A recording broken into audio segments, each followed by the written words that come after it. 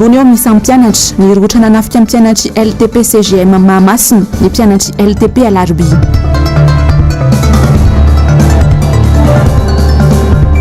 Fianaky ny Covid-19 lasibatra ihany koa Mahajanga.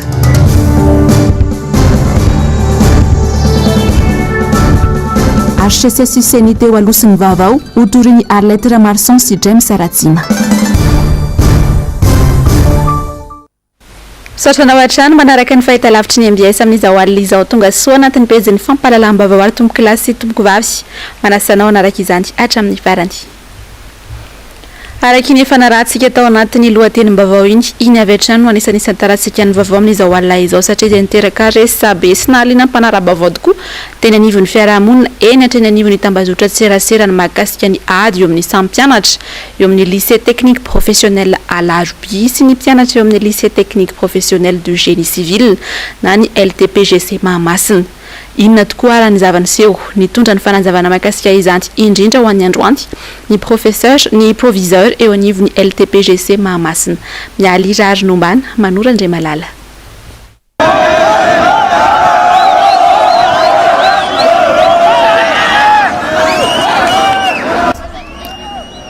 Toy izao ny zavanisy teny amin'ny lycée technique professionnel Alarby maraina io. Nizakoriko ireo mpianatra teny an-toerana ary tsy nanaiky raha tsy tafavoaka ny faritra ny sekoly sy ny rohatra ny azo any LTPGC Mahamasina. Tsy tanteraka nefa ny fikasan'ireto mpianatra ny kasambolokirotana ireto satria nosakanan'ny Moraig sy tsy navelan'ireo mpitandro filaminana nandeha izy ireo rehefa tonga teo an-tanimena ka niverin-dalana. Nambaran'ny proviseur teo anivon'ny LTPGC Mahamasina fa nandritra ny atrikasa izay notanterahana tamin'ny herinandro lasa teo atao amin'ny LTP Alarby no nandohany ity gidragidra izay mbola nitoy omaly sy androany ity. Misy salon de métier karakarain'ny direction régionale ny enseignement technique de la formation professionnelle tamin'ny herinandro manana stand-tany anatin'ny manana stand-tany amin'ny salon de métier ny lycée technique amin'ny Mahamasina. Misy adefitra tao mikasika ny resaka BTP ao mpanaovana débat ao mpanaovana exposition za eo ampiresahana resaka BTP no natsoina hoe mivoa proviseur fa misy miadiady izy dia tamin'izay moa ny fampiresaka izay sy ny proviseur Alarby hoe iny amin'ny mesure horaisitsika fandamezana zao dia tao amin'ny parking ny zavatra io mitrango fampikasihan-tanana amin'ny za zany tsy laza hoe izy andiso satria tsy nahita maso satria manontany ny ankizinay ny ankizinay ny ampangany any ny ankizy any ny ampangany ity efa ny mesure andraisinay fotsiny ny tany aloha zany tamin'izay dia mandresaka izay sy proviseur Alarby io hoe zao no ataotsika andray mesure tsika tsy asiana olona mazontsony parking tsy asiana olona mazonvovo fa zay avy amin'izay stand dia mandeha mody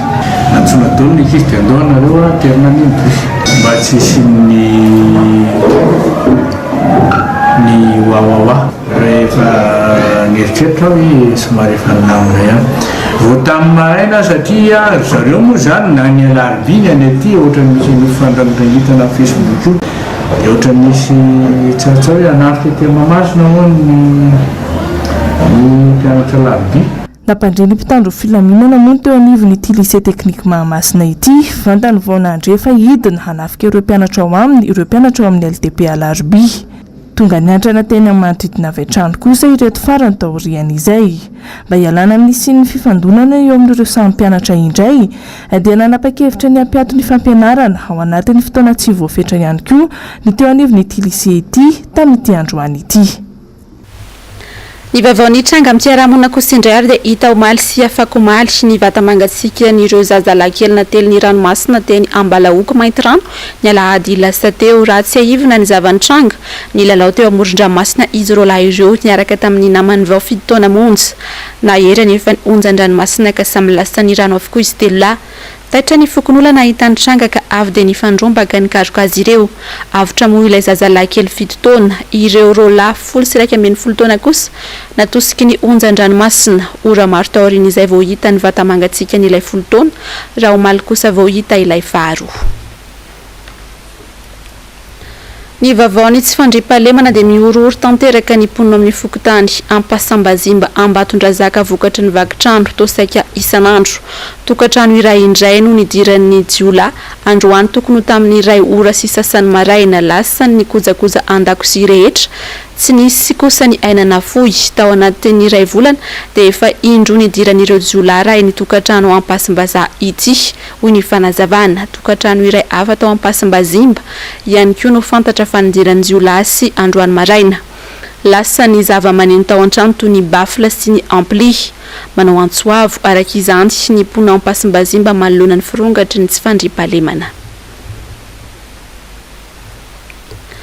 Trano 140 tafo no ny anjera no ny rosakorana be loatra ka niteraka tondra-dranto amin'ny fokotany Beanana, komina ambanivohitra Beanana, distrikan'ny Maheva tanàna ny Alahady 20 Novambra ifony alatsinainy. 70 mahery ny traboiny ary 570 ny fananan'izy ireo no potika tanteraka. Tombanana 20 tapitrisa ariary araka izany ny fahavoazana. Samba no nisy tondra-dranto tahaka izao tao amin'ny komina ambanivohitra Beanana. Nanao antsoavo tamin'ny tompon'andraikitra Isatsokajiny sy ny trabona mba hijery azy ireo akaiky indrindra amin'ny anomezana masomoly entina hiatrehana ny taom-pambolena 2024 2022. Ijanona any amin'ny faritra izay hatrany isika dia efa miamianaka manerana ny faritra eto Madagasikara indray ny valanaretina Covid-19 amin'izao ho an'ny mahajanga manokana izao. Olona efatra ny fantatra fa mitondra ny tsimokaretina. Nitondra ny andindinin'izay vaovao izay ary Samy Mamonjy MBS mahajanga. Fantatra izao fa olona efatra no mitondra ny tsimokaretina Covid-19 eto mahajanga araka nambaran'ny tatitra an'iretombongotraikitra voalohany amin'ny setra fahasalamana eto mahajanga ity. Tamin'ny fanampanazaboana no nomeny no nafantarana fa efa nisy ny prélèvement natao fa ny faraparan'ny herinandro teo nafantarana anika efatra azo ny reto olona mitondra ny tsimokaretina coronavirus ireto. Tao anatin'ireo prélèvement 7 izay nalefa tany Antananarivo dia anankiray tamin'ireo dia positif. Rehefa positif ny anankiray amin'ireo moa zany dia tonga dia natao ny investigation rehetra sy ny fipetra rehetra tokony noraisina dia natao ihany koa ny prélèvement n'ilay olona izay nanao contact tamin'io positif io dia nisoran'Andranahary aloha fa tsy nisy positif ilay contact. Fa kosa ny marary izay nandeha tao amin'ny hôpitaly Manarapenitra rehefa sabotsy dia nahitana indray positif ary nisy marary anankiray koa efa tao amin'ny hôpitaly dia positif ihany koa rehefa nivaly ny fitilina. Dia ireo olona ireo zany dia misy ny fandray taminy dia natao ihany koa zany ny prélèvement sy ny test n'ireo olona ireo dia nahitana positif anankiray ihany koa. Raha total zany ny isan'ny cas positif atsika nanomboka tamin'ny zoma ka hatramin'izao fotoana hitenenana zao dia 4 manana cas actif positif amina Covid-19 4 zany tsika eto amin'ny région Boiny. Makasika an'izay aretina izay hatrany dia manadary ny tazoma reto mahajanga amin'izao fotoana izao na ny ankizy na ny olon-dehibe dia samy tratrana zany tazoma hery izany. Milahatra mihitsy ny olona mandeha amin'ny pharmacie mividy fanafody amin'izay trangana aretina tazoma hery izay. Aiza ho aiza ny andraikitra amin'ny fatsakana manoloana an'ireo aretina roa samihafa misy eto mahajanga ireo coronavirus etsy an-daniny ary ny tazoma hery etsy ankilany. Mbola tsisy aloha hatreto ny vahaolana omen'ny fanjakana fa miandry ny mponina eto mahajanga. Maro tamin'ny ankohonana ny velotaraina vokatry ny fiandronan'ny rano nateraky ny rotsakorana tao anatin'ny andro vitsivitsy izay nanamafy ny antony mahatonga izany moa teo anivon'ny apipa ho an'ny androany. Mialy rary nombana sy Mathieu Prince. Ao anatin'ny vanim-potoana ny fahavaratra tanteraka isika amin'izao fotoana izao na dia tarakeza ny filatsahan'ny orana. Tao anatin'ny efatrandro teo nisesisesy ny rotsakorana ka saika dibo-drano avokoa ireo faritra iva teto andrenivohitra izay nampitaraina olona maro. Ny fahatsetsehman'ireo tatatra vokatry ny fako no anisan'ny antony mahatonga izay fiandronan'ny rano izay. Nambarany teo anivon'ny Apipa fa mahatratra 10 kilometatra kiuba isan'andro ny fako tao amin'izy ireo amin'ireo tatatra 3 fanariana ireo rano dia ny tatatra Ndriatany izay manomboka eo Akadimbahoaka ka hatreo Ambodimbita sy Kiup, ny canal C3 manomboka eo amin'ny bassin Anosy Be ary mifarana any Ambodimbita ary ny canal JR manomboka eo Tanjombato ka hatreo Betsimitantatra. Misy amin'ireo faritra manamorona ny rano Kiupa no misy fako mivangongo ka nambarany teo anivony ity sapan-draharaha ity fa ny commune mihitsy no manome lalana azy ireny. Ataon'ny olona toerana fanariana fako ny tatatra dia izay no manohatohana ny fikorianan'ny rano amin'ireny tatatra ireny. Tsara marihana amintsika koa nefany fa ny tatatra raha tamin'izay rotsakorana ny latsaka teo izay dia efa vonona indray an'ireny rotsakorana ireny, fa ilay tatatra tenatenany any anaty tanàna no misy fahatsetsenany dia tsy tafavoakany amin'ilay tatatra lehibe izay andreketanay ny rano. Fandefasana ny fako anaty tatatra zany, izay ny tena mitarika ny ataoko hoe rano miandrona dia amin'ny anaty tanàna. Tetezana pasika misy indray ny eny anivon'ireny toeran'ireny dia misy ny commune mihitsy matetika no mipermettre indraindray, fa raha ny Apipa ny resahana dia tsy afaka, tsy manome lalana an'ireny izahay. Antony goavana iray tsy azo idivirana mahatonga izay fiandronan'ny rano izay ihany koa ny fanotofana hita etsy sy roa. Ho an'ny Apipa tapitra rahampitsy voalohan'ny volana Desambra ka hatramin'ny 15 Aprily taona 2024 izay fanotofana tany izay. Misy anefa ireo miseho azy ho mahitahita sy mahafantatr'olona ka tsy te halala fa manototra hatrany na dia efa hita fa tsy mety sy loza mitatao aza izany ho hatrany ity tompon'andraikitra ity. Raha ny mikasika ny rotsakorana kosa indray nambarany teo anivony ity sapan-draharaha ity fa mbola ambany ny ahavon'ny rano any amin'ireo renirano raha oharina tamin'ny taona 2024 sy 2022 tahaka izao. Ny vaovao makasika ny sehatry ny asa dia nanao fanadihadiana makasika ny nandritra ny fiboana makasika ny olona very asa teto Madagasikara na avy eo anivony Insta Tanteraka izany dia fantatra fa ny 7.7 isanjato amin'ny asa teto Madagasikara no very nandritra izay fotoana ny fiboana izay tamin'ny volana Jona 2022 fanadihadiana makasika izay ary tateriny Onjalalaina Ranaivomanana sy Andra Kotomalala. Maro ny olona very asa teto Madagasikara no VALAN'ARETINA COVID-19 ary ny sehatry ny fizahantany no tena voamafy tamin'izany. Saika niditra tamin'ny fampiatoana piasa na ny chômage teknika ny ankamaroan'ny orinasa fa indrindra ny orinasa madinika noho ny fihiboana. Nisy mihitsy azy ireo mpampiasa namoaka ny vola manokana handoavana ny karamam-piasa nanomboka ny taona 2022. Tao aoriana amin'ny fanadihadiana indroman-taona nataon'ny Instat izay fiara-miasa tamin'ny fikambanana iraisam-pirenena momba ny asa na ny OIT. Ny 7.7 isanjato ny asa teto Madagasikara no very tao aorian'ny fanadihadiana natao voalohany ny volana Jona taona 2022 ary ny 4.4 kosa izany tamin'ny fanadihadiana faharoa ny volana Aogositra 2022. Tsy voahaja ny lalàna ny asa eto Madagasikara nandritry ny fihiboana hoy sy olo tena maharitry ny OIT eto amintsika. Tsy voahaja torak'izay ihany koa ny resaka fiarovana sy fahasalamana ny amin'ny toeram-piasana. On a remarqué que le marché du travail a perdu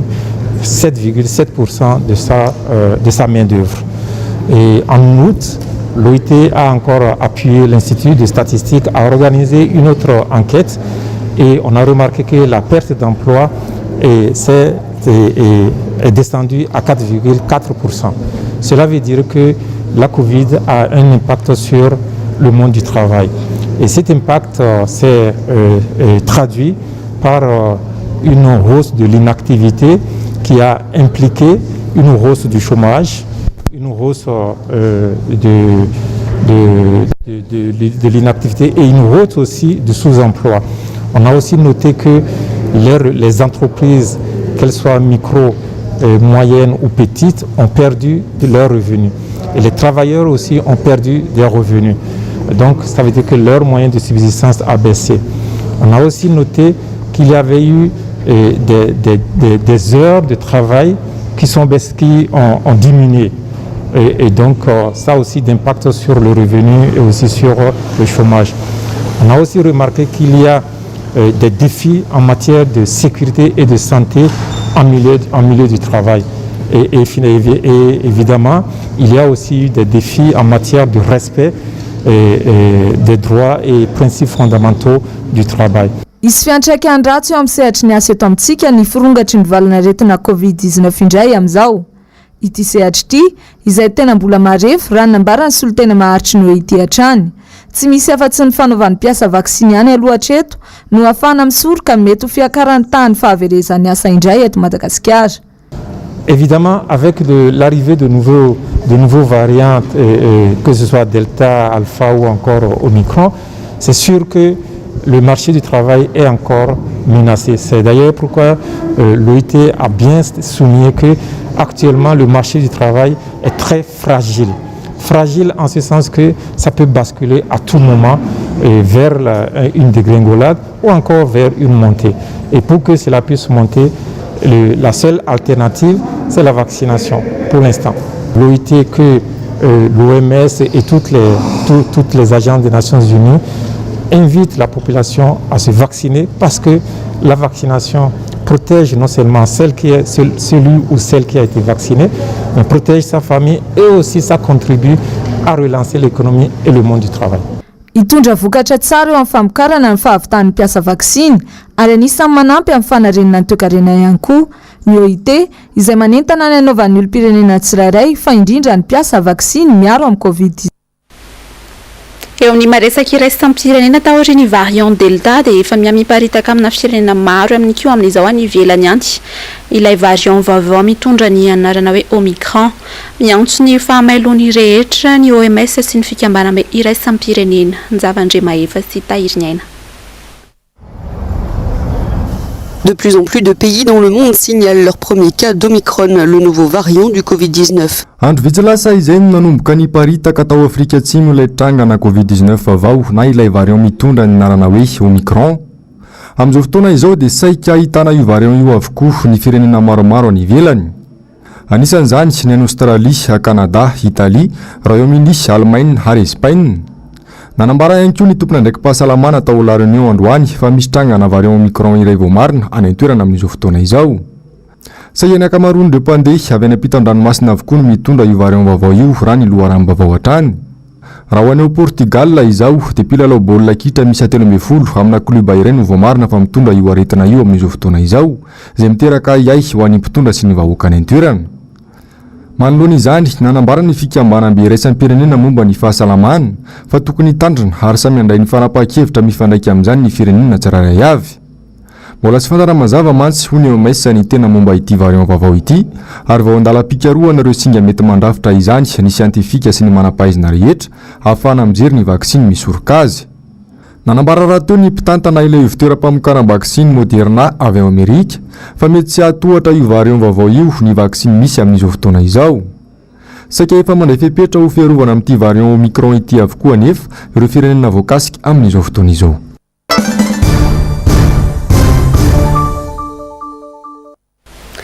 Itoreny anivon'ny rafi-pitsarana mahefeto Madagasikara sy eo amin'ny sehatra iraisam-pirenena izy mianadahy dia hiary lettre marchand mpahalalana iraisam-pirenena sy James Ratsim mpanao politika raha niresaka tamin'ny mpanao gazetiny ho an'ny androany fantatra mantsy fa mahakasika ny firafotry ny SAMY sy ny HCC amin'izao endriny izao no antony izay fitoriana izay. Asinandria malala toky ramarolahy. Efa tsy takona fenina intsony nitetika alabato ka sain'ny fitondrana rajoelina atao amin'ny fifidianana ho avy eto Madagasikara. Tsy petrapotsiny ireo mpanao politika sy mpahalalana iraisam-pirenena ireto. Dia no fitoriana zay ary ataoko fa raisinareo zany fitoriana zany fa tsy misy neutralité mihitsy fananganana andreo institution reo. Amampitsara mpahalalana fotsiny milazako an'izany. Itory ny fananganana andreo HCC sy SAMY reo nomination rehetrarehetra reo mba ho foanana.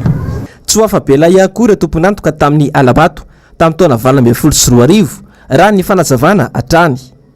Tsy ho afabelina reo mambra taloha na SAMY na HCC ary reo mitady hiditra vaovao mambra reo efa mazava koa ny fanazavana nataon'i Madame Arlette teo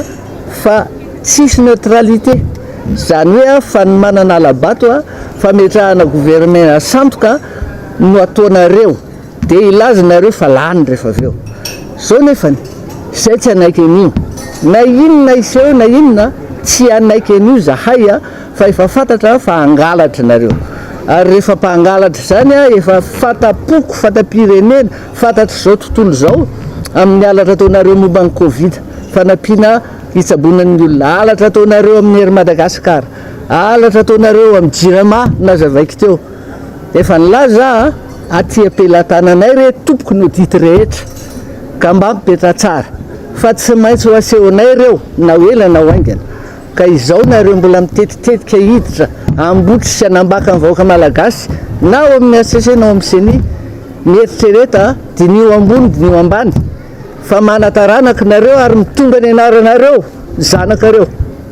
ho adinon'Andriamanitra amin'izany nareo satria ny vahoaka malagasy no pitehanareo zay tsy anaika raha ny taranaka kely malagasy efa fadiranovan'ny ty mbola ho ampahorinareo indray amin'ny alabato sy mijado nataonareo amin'ny fitaovam-piadiana faranareo atao inona anotrany tamin'ny fifidianana filoham-pirenena farany teo ampiretinareo eran'io vazatany rehetrarehetra io ny fitaovam-piadianareo dia ampiseho an'ireny hoe manana herinareo tadidio fa ny hery tsy maleo amin'ny fanahy tompoko ary rehefa fantatray fa tsisy tianareo tsony efa leo anareo ny vahoaka ka mitandrema fantatra fa mbola raha-rahampitsarana eto Madagasikara ihany aloha no ataon'izy mianadahy ireto ary ho ampiakarina eo anivon'ny fitsarana iresa-pirenena ihany koa iraraha io raha ny fanazavana trany mahakasika ilay famerenam-bola mitentina 7 miliara ariary tsy maintsy ataon'ny fanjakana malagasy sy ny orinasa jirama ihany koa dia nanao ny heviny mahakasika izay ny pahalalana iraisam-pirenena ary lettre maçon sy ny professeur James Ratsima ho an'ny androany teny anosy asinandria malala sy tokitra maro lahatrany 7 miliara ariary na rahafaingo valo tapitrisa dolara no tsy maintsy averin'ny fanjakana malagasy sy ny orinasa jirama any amin'ny mpamatsy vola no ny fitantanana tsy mahomby sy tsy mangarahary ny mampanay anefa dia ny vahoaka malagasy izay efa ny babony tsy fanjarian'ny kalitao no meny jirama hatram'izay no anefa nitrosa noho izay tsy faiza mitata ny mpitondra izay ka dia tsy manaiky tsony izay zava-doza ho an'ny Madagasikara satria raha ny banque mondiale tsy amin'ny vola tsony na ny FMI na ny rehetrarehetra dia satria fa afabarakitsika fa hoe misy fangalarana ary tena marina fa misy corruption ka izay miteny aminareo fanjakana hoe oka tsy izahay vahoaka madinika no izaka izany zavatra rehetrarehetra zany satria banque mondiale tsy mainky tsony avereny volanay taizy nareo no nahita an'izany hoe eto amin'ny tany tsy ny firenena banque mondiale no miteny hoe avereny volanay fa mampangalatra nareo tsy hita zay anaovanao nareo azy ohatr'izany koa ny covid avereny volanay ka noho izany zahay mpanjifa mitenako anatiny dia mangataka hoe atao mazava tsara ny compte fa zay tsy manaiky ka dia mangataka daholo ny vahoaka efa tsy manako-hanina efa tsy efa andriranantsy ny fiainany dia mbola ampiana an'izany koa rehefa zay ny nataonareo dia nareo mizaka azy fa zazakaina amin'ny facture ny vahoaka tompoko zay mangataka audita mihitsy amin'ny zavatra io enatra ho an'ny vahoaka malagasy tsy vaky volo izao tia maina manjo ny fitondrana Andra Joel izao enatra lehibe satria tsy mbola nisy tao anatiny impolo taona izany hoe amerim-bola any ampamatsy vola izany zao le izy avereny ny volany jirama fa zapidirana amin'iny mpanjifa ary ny tena marina mpangalatra daholo nareo menakavy tao era malala zany na miprime mana inona vola be nalainareo tao ny zavatra ny vidiana matoa mitaky an'iny banque mondiale hoe avereny ny volanay misy antony ny matériel rehetrarehetra rehefa ohatran'izany ny comptabilité any azaiky sy nge mazavy hoe inona ny vidinareo taiza ny vidinareo aiza ny facture rehefa tsy ao anatin'izay dia tsy manaraka zany ny zavatra hitadiavina dia mazava be ny resaka fa le audit tompoko aza ilikilika any amin'ny hoe fitondrana talona zao fa ny audit du 1er janvier 2019 à fin décembre 2019 ny audit manaraka 1er janvier 2020 à fin janvier 2020 averiko ny aty ampelatana koa ny dossier ray manontolo raha tsahivina moa dia ny fahatelo ny volana desambra ho avy izao no fiampitoana farany andohavan'ny fanjakana malagasy sy ny orinasa jirama io vola be 7 miliara ariary na ray faingo valo tapitrisa dolary io eo amin'izay lafim-baovao izay hatrany dia nandefa taratasy mivantana ho an'ny premier ministre lehiben'ny gouvernement Tatsay Christian ihany koa ny vondrona parlementaire tima ho an'ny androany mangataka fanampanazavana eo amin'izay vola tsy maintsy averiny fitondram-panjakana sy ny orinasa jirama izay ho arahantsika ny fanadihadiana manoloana ny taratasy nalefa ny iraka manoka ny banky iray isam-pirenena ho andramatoa ministry ny vola sy ny teti-bola izay mitaky ny fanazavana sy ny famerenana ny fampiasam-bola no ampiasain'ny indriramaty araka ny tokony ho izy dia nandefa taratasy mivantana ho an'ny premier ministre lehibe ny gouvernement Tatsay Christian ny vondrona parlementaire atim tsy azo ekena ny tranga tahaka izao izay midika ho tsy fisian'ny fanjakana tsara tantany tranga izay mampisoa ny fanodikotinam-bola miopampany takiny ireo solombavam-bahoaka atima no tokony irosona faran'izay aingana amin'ny fanenjeany ireo tompon'antoka rehetra eo anivon'ny sampandraramy ady amin'ny kolikoly no mafisin'izy ireo ny tokony anatanterahany anatin'ny fanajana sy fampiarana amin'ny fanajana ny lalàna velona ary mba ho fantatry ny vahoaka rehetra ny mahakasika izany. Ho an'ny androany dia nanio hevitra mahakasika nitondra ny hevitry ny momba ny fahasimban'ny orinasa malagasy Air Madagascar amin'izao fotoana ihany koa ny professeur James Sahatima lasa Madagascar Airlines moa amin'izao ity orinasa malagasy ity. Ny professeur James Sahatima dia nanamafy fa tompon'antoka voalohany nanimba izany orinasa malagasy izany ny fitondrana ankehitriny fanazavana. Amin'izao fotoana izao nametraka carrément dépôt de bilan dikan'izany dépôt de bilan zany ane raha malaly tsy misy ninona tsony eo amin'ny Air Madagascar fa tapitra namidinareo tapitra nangalarinareo dia izao ny resaka amin'ny Air Mad io navadika nareo hoe Madagascar Airlines izy izao marina amin'io iza ny kompania ao ambadika ao iza inona ny idea dia ny mafia indray ao ambadika io lazao amin'ny malagasy ny tena marina fa tsy maintsy iseho ny marina na tianareo na tsy tianareo zaho mahitsy fiteny tsy misalasala mihitsy amin'ny teny fa tompona ndraikitra feno amin'ny fahampitehany jirama amin'ny fahampitehany Air Madagascar ity fitondrana jilamoto ty zao lo izy aza atao ohatran'io ny vahoaka malagasy efa mitrongany anaty zordira ny sakafo nareo bekiby eran'ny tanàna miseseo dia nareo indray ny avivava. Nanolotra fitaovana entina anamboarana tetezagazy somirefy 20 metatra tetsy amin'ny fokotany ampefilo Ambodirano ho an'ny androany ny solombavam-bahoaka voafito amin'ny boriboritany faefatra MPIANATRA onjalalaina ranaivomanana sy Andra Malala. Toy izao ny fijaliandreo olona mipetraka eny amin'ny sektora fahadimy fokotanina ampefilo Ambodirano rehefa mandeha amin'ity tetezakazo efa antitra sy miasimba ity malama ny lalana rehefa fahavaratra ary olona maro no efa nianjera teo amin'ny tetezakazo io mba ho fitsinjovana ireo olona mampiasa io lalana io dia nanapa-kevitra ny solombavam-bahoaka Rambosalama Emilien fa ame fitaovana rehetra ilaina anambarana manontolo ilay tetezakazo ifamezivezen'ny mponina eny an-toerana fanampiana sy fanamavanana ny andavanandro mponina mipetraka eny amin'iny faritra iny no tanjon'ny solombavam-bahoaka amin'izao fanamboarana izao. Hoe amin'ny solombavam-bahoaka an-tena zany ary ny solombavam-bahoaka an-tena zany dia tsy maintsy mijery ny tombotsoa vahoaka dia mahita ny fijalian'ny olona mponina ety zany mandeha amin'ity lalana ity dia ninona ny fitarainan'ny olona ety amin'ity secteur 5 ity amin'ny fokotanina ampefilo Ambodirano ny hoe ratsy ny lalana ny oran'ny fahavaratra efa ho avy ary betsaka ny olona mponina mandeha amin'ity zany dia tsy mijery fotsiny fa afaka manampy ny tena ary tsy misy zava-dehibe ohatrany hoe manampy sy mamany olona izany. Volan'ny solombavam-bahoaka Madiodio no anamboarana ity tetezakazo ity ary na tsy anjaran'ny solombavam-bahoaka zany manao lalana dia ataony izany ho fitsinjovana ny vahoaka tsy hijanona eny amin'ny fokotany ampefilo Ambodirano ihany moa ny fanampiana vahoaka tahaka izao ato amin'ny boriboritany fahaefatra. Tsy hoe amisiady nanaovana an'ity izay anana député mena député rehetra na ny commune mananty fa avy amin'ny solombavam-bahoaka manokana zany ty zavatra ty anterahana azy mba hitina joroana vahoaka zay tsy hijanona fokotany ety rery fa azy fokotany rehetra azo anaovana zay soa zay ka mahasoa vahoaka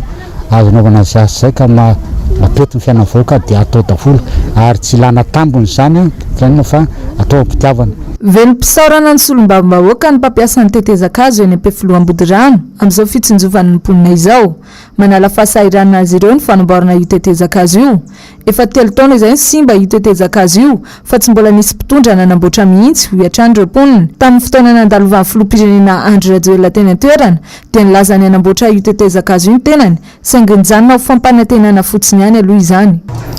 Tamin'ny taona 2019 izy ity namboarina farany dia tao aorianan'izay tsy paipaiky amponina ny manamboatra an'izay simba dia tsy voasolo daholo izy rehetra fa izay tsy paipaiky eo zany ny fanamboarana satria matsiaro fahasahiranana fa ankehitriny izy dia hosoloana tanteraka araky ny baiky ny Andriamatoa solombavam-bahoaka dia hisaorana sakasitrahana izy. Ny CETT zany dia izay mponina no nanao azy. Nanao fitarainana izahay tamin'ny fitondram-panjakana Maefa tao amin'ny commune tamin'ny fahatongavan'ny filoham-pirenena tety amin'ity fokotany ity dia nanao fitarainana izahay. Nanaiky izy hoe hojerena izahay fa mandraka ny andro antsy nisy zany fa i député namaly ny fangatanay rehefa nitaraina izahay dia tsy niandry ela izy fa nojereny dia nitanterahany ny asa. Vavy be voky efa nisy firy zao ny anjera tamin'io nisy ny ankamaroan'ny olona aty mpitaona rano mitona rano zay moa ny tomponay ary lavidavitra ilay dia tsy maintsy izany ny lalana mitondra rano amin'ny bidon zay mianjera amin'ny lalana dia tena sahirana ary zay indrindra natonga anay mba nitaraina tamin'ny député mba makasitraka ny député Rambosalama Emilien nanao an'izao fanatanterahana ny fanamboarana tetezana zao. Voarany isa 300 sy azo fisakaron-jato ary fantsika sy ireo fitaovana ilaina amin'ny fanamboarana no nomeny solombavam-bahoaka Rambosalama Emilien ho an'ny mponina ao amin'ny sektora fahadimy fokotany am-pifoloam-bodirano anamboarana ny tetezakazo. 5 andro eo no hanaovana ny asa ary mponina eny ihany no isahana izany. Ny pejy politika sy ny raharaham-pirenena no anisan'ny teboka nisongadina tao anatin'ny fandarana dinika izay nivahiniana ny sekretera jeneraly ny atokotiko Madagasikara Rina Randriamasinoro ny andindin'izay fintin'ny Nzavandriamaefa sy Mathieu Prince. Mitaky ny anatsarana ny fanaovana amboletra sy ny fanitsaka tsahan-dalàna manoloana ny firafitry ny CNI sy ny ACC naveo nivony antokotimo. Tsy izy ireo ihany fa efa manomboka misintona lakilosy amin'izany avokoa ny rehetra raha tsy laza afa-tsy ny fiarahamonim-pirenena. Tsy azo inona ny sian'ny fifidianana madio sy mangarahara raha mbola io firafitry ny CNI mijoro amin'izao fotoana io. Mila mandray andraikitra ny rehetra tsy sian'ny korotana fa indrindra ho tombotsoa ambon'ny firenena ho ny sekretera jeneraly ny antokotiko Madagasikara. Zany hoe le fahaleovatena an'le CNI mihitsy zany no tsy misy mampisalasala ary io hiteraka olana foana io. Jerevy tsara hatreo amin'io rafitra CNI ataontsika hoe mikarakara fotsiny zany ataontsika hoe mirafitra faratapon'ny CNI nefa hitantsika an'izay tsy fahaleovatena zay maikytsika fa midina any amin'ny distrika mikarakara ny fifidianana any eny amin'ny distrika satria ny raha tsy mangaiky any CNI mbola ny distrika koa no ampiasaina rehefa avy eo ny distrika nefa manana ny lehibeany dia ny ministeran'ny atitany zany zavatra rehetrarehetra zany no mila jerena raha miteny an'izany ny filohan'ny antoko tsy filambaniny sanatry ny vava fa isorohana n'izay zavatra mety hiteraka krizy indray rehefa avy eo ka zay no mahatonga anay miteny zany tsy mitaky foana hoe oka aloha zay le fanaovana amboletra na ny lalàna efa hitanao fa tsy mety dia mbola terenao tsy maintsy atao hoe anaraka lalàna hafa mihitsy aloha arahana ny lalam-panorenana izao manaja anazy fa aza anaovana amboletra foana le toetra raha misy eto amin'ny firenena satria hiteraka krizy ho antsika foana le izy tovy mazava ny fitsipo-dalao aza sina mitongilana makety sady na vo tsy mandeha akory ny fifidianana dia fa hitana hoe mety hiteraka an'izao io satria ny ministry ny atitany ny filoham-pirenena ny manendry anazy ny olona hikambanao amin'ny CNI misy olona apetraky ny filoham-pirenena ao ny ACC zay sady tsara ny fifidianana rehefa avy eo no manome solotena ihany koa ao andrafitra ny CNI. Ankoatr'io nandiso ny filazana sy ny fanelezana vaovao fa efa manao fampelezan-kevitra sady ny antoko-timma ny tenany. Nambara amin'ny fahasan'ny antoko politika araka ny lalàna amin'ny fiazy ny fanaovana fameloma-maso izay ataony antoko amin'izao fotoana izao. Mbola tsy manao mihitsy zay izao resaka propagande na misy miteny ara hoe ny redynamisation dia fakan'ny timma bahana amin'ny resaka fifidianana manao propagande mbola tsy nanao an'izany zay mbola tsy miteny mihitsy zay hoe fidio ity ny candidat tsy fantatra mbola tsy mitondra programme anasa mihitsy zay nampahafantarana ny olona hoe ity ny programme anasanay ity ny plan anay ka ty fidio rehefa tonga ny fotoana fa ny zavatra taona izao dia hoe amin'ny mahatoko politika anay dia ahoana ny tezana mpikambana ary tena araka ny lalàna mihitsy a lalàna mifehan'ny resaka antoko politika zany dia ny loi 2011-012 zany a dia adidy mihitsy adidy amin'ny antoko politika no mitaizany olo-pirenena mampafantatra anazy a ny zavatra misy a eo amin'ny firenena mampafantatra anazy ny adidy sy andraikiny indrindra rehefa tonga ny fifidianana zoan'ny antoko zany mampafantatra an'izany ary voalazany lalàna ary adidy mihitsy ary fa ny zavatra misy eto moa zany a ny antoko indray ny antoko timma zay manao ny adidiny indray a no enjehana ao anatiny zany zavatra ny iza ny manenjika ao anatin'zany manenjika an'izany dia tsisy afa-tsy ny mpitondra ny vahoaka mihitsy no ezahana tsy aheny communication hafa koatra ny communication ataon'ny mpitondra dia lasa mandeha ny raha matahora maro isan-karazany a lasa mandeha zany ny intimidation isan-karazany a eo am-panatanterahana an'izay editsika marana ny vaovao tahaka ny mahazatra kosa sy niteboka ny songadina atao anatin'ny fandaharana miara-manonja ho an'ny androany fintin'ny ando miaratiana sy Mateo Prince miaina anaty aizina tanteraka ny vahoaka malagasy ankehitriny tsy azoditsy tary tsy lazainy intsony ny fahasahiranana sy ny fantrana lalina menjady amin'ny santokatrano tsy fahaiza mitantana tsy fahaizana manavaka ny tena laharam-pameana no antony mahatonga izao krizy eto amin'ny firenena izao tsy ny ain'izany malagasy hatramin'izay nazony Madagasikara fahaleovantena hatramina firenena indépendance atsika sambla misy zavatra ohatran'ity mariny azy satria sy mbola misy ny banque mondiale zany hitaky ny trosana aminao satria sy fahaizana mitatany fangalarana ary ty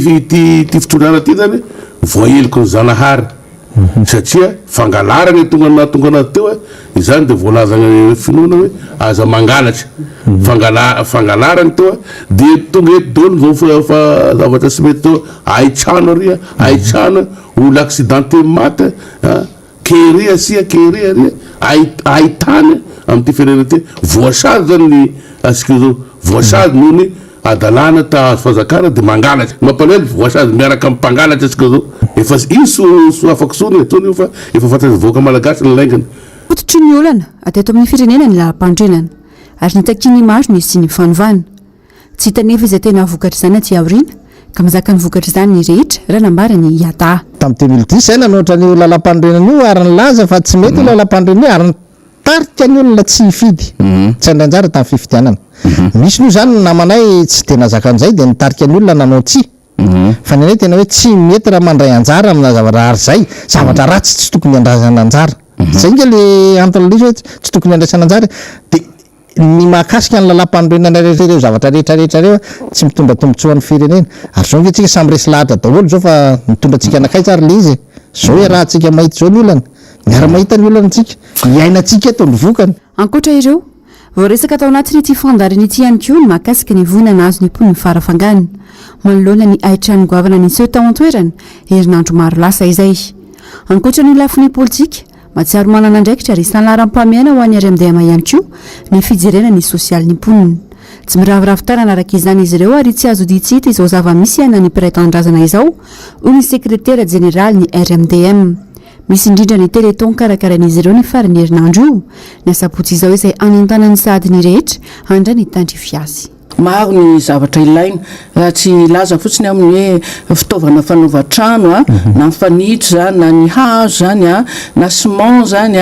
fa ao ihany koa indrindraindrindra ny hoe fitafiana satria tena tsisy azo niraisana mihitsy ireo olona ireo fa may daholo na ny fitafiana na ny fitaovana tao an-tokantrano ny an-dakozia rehetra zany rehetrarehetra zany azontsika atolotra avokoa ary atolotsika ampitiavana akoatr'izay moa zany raha izy vata mangaraharo zany andraisana zay fotsika dia tsy ny hoe tsirairay ihany na tokantrano tsirairay ihany no antsoina fa eny fa na dia ny orinasa ary mahatsapa fa misy piray-tanindrazana amintsika tratrany ny fahavorazana lehibe toy zany fa tena atao hoe rainy ty rainy manonja mila tolo-tanana mila fanampiana mila fifanohanana Warahanao rehefa aveo rehefa tapitra ny fampahalalam-baovao ny fandaharana Global News taky ny mahazatra aorian'izay ny famerenana fandaharana ahoana marina ny horonan-tsary warahantsika amin'ity androany ity kosa dia mitondra ny lohanteny hoe last night ny tena koa ary mametraka ny veloma mandra-pitafa ho amin'ny rampitsy indray tompoko